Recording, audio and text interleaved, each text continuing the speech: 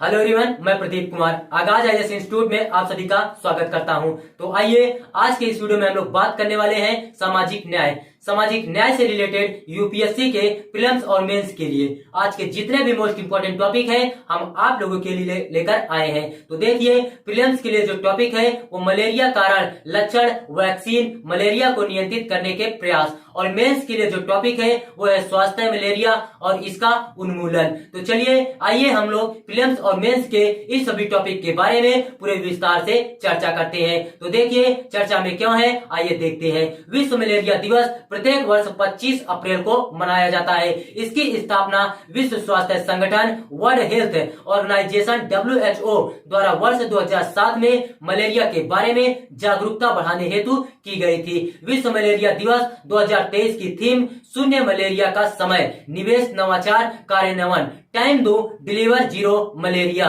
Innovent implement है। Malaria आइए सबसे पहले हम लोग परिचय जानते हैं। तो देखिए, मलेरिया प्लाज्मोडिया परजीवी के कारण होने वाली एक जानलेवा बीमारी है। यह परजीवी संक्रमित मादा एनोफिलीज मच्छर के काटने से मनुष्यों में फैलता है। मलेरिया बीमारी सामान्यतः उप सहारा अफ्रीका, दक्षिण पूर्व एशिया और दक्षिण अमेरिका सहित दुनिया के उष्णकटिबंधीय एवं उपोष्णकटिबंधीय क्षेत्रों में पाई जाती है, जबकि प्लाज्मोडिया फाल्सीपेरम के कारण अधिक मौतें होती हैं। प्लाज्मोडिया विवैक्स सभी मलेरिया प्रजातियों से सबसे व्यापक है। लक्षण क्या है, आइए देखते हैं। एक बार मानव शरीर में प्रवेश हो जाने के बाद ये परजीवी यकृत में गुणात्मक रूप से बढ़ते हैं और फिर लाल रक्त कोशिकाओं को संक्रमित करते हैं, जिससे बुखार, ठंड लगना, सिर दर्द, मांसपेशियों में दर्द एवं थकान जैसी समस्याएं होने लगती है। गंभीर मामलों में मलेरिया अंग विफलता, कोमा और मृत्यु का कारण बन सकता है।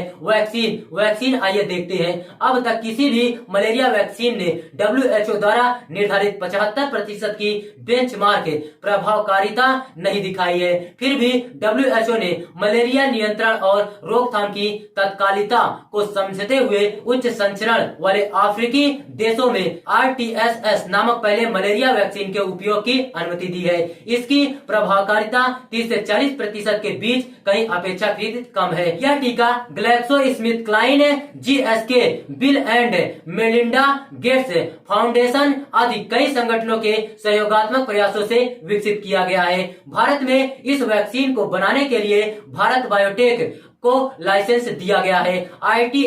RTS वैक्सीन की तरह ऑक्सफोर्ड यूनिवर्सिटी ने R21 नामक एक वैक्सीन विकसित की है, जिसे अभी WHO की मंजूरी मिलना बाकी है। इस वैक्सीन को घाना और नाइजीरिया ने अपने देशों में इस्तेमाल की मंजूरी दे दी है। इसका निर्माण भी सीरम इंस्टीट्यूट ऑफ इंडिया द्वारा किया जा रहा है। मलेरिया के मामले आइए देखते हैं। विश्व मलेरिया रिपोर्ट वर्ष 2022 के अनुसार इस बीमारी में वर्ष 2021 में अनुमानित 6,19,000 लोगों की जान ली है। रिपोर्ट में यह भी बताया गया है कि भारत ने पिछले 10 वर्षों में मलेरिया के मामलों और मौतों में उल्लेखनीय गिरावट दर्ज की है।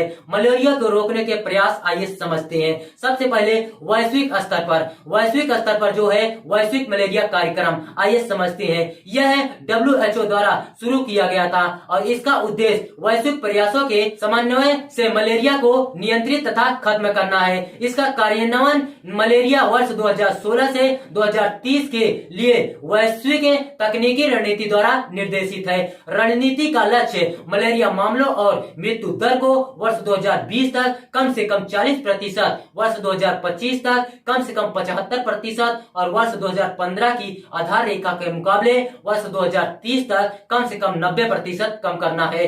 मलेरिया उन्मूलन हेतु पहल क्या है, आइए देखते हैं। इसे bill and Melinda Gates foundation द्वारा लॉन्च किया गया था। यह पहल रणनीतियों के संयोजन के माध्यम से दुनिया के कुछ क्षेत्रों में मलेरिया को खत्म करने पर केंद्रित है, जिसमें प्रभावी उपचारों तक पहुंच बढ़ाना, मच्छरों की आबादी को कम करना और बीमारी से निपटने के लिए नए उपकरण और तकनीक विकसित करना शामिल है। ये 2025 पहल क्या है, आइए समझते हैं। वर्ष 2021 में WHO ने वर्ष 2025 तक 25 चिन्हित देशों में मलेरिया के संचरण को रोकने के लिए ई 2025 पहल शुरू की है। भारत के प्रयास आइए देखते हैं। राष्ट्रीय वेक्टर जनित रोग नियंत्रण कार्यक्रम यह मलेरिया, जापानी इंसेफेलाइटिस, जेई, डेंगू, चिकनगुनिया, कालाजार और हाथीपांव रोग जैसे वेक्टर जनित रोगों की रोकथाम और नियंत्रण के लिए एक व्यापक कार्यक्रम है।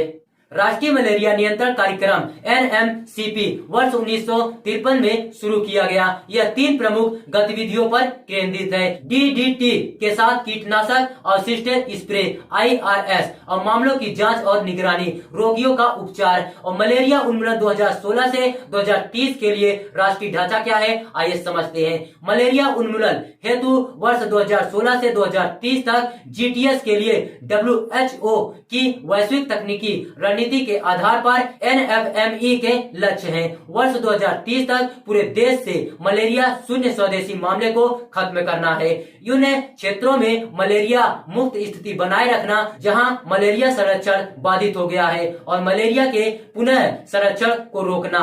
High burden to high impact है। High burden to high impact पहल का कार्यान्वयन जुलाई 2019 में 4 राज्यों पश्चिम बंगाल, झारखंड, छत्तीसगढ़ और मध्य प्रदेश में शुरू किया गया था। उच्च दबाव वाले क्षेत्रों में लंबे समय तक चलने वाली कीटनाशक युक्त मच्छरदानियों LLINS के वितरण से इन 4 अति उच्च स्थानिक राज्यों में मलेरिया के प्रसार में कमी आई है।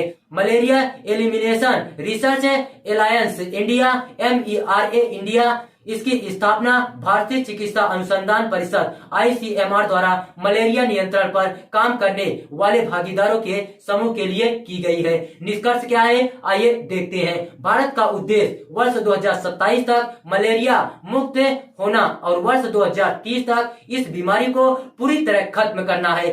विभिन्न उपायों के माध्यम से भारत ने वर्ष 2018 और 2022 के बीच इस बीमारी को 66% तक कम करके मलेरिया के मामलों में कमी लाने में शानदार प्रगति की है।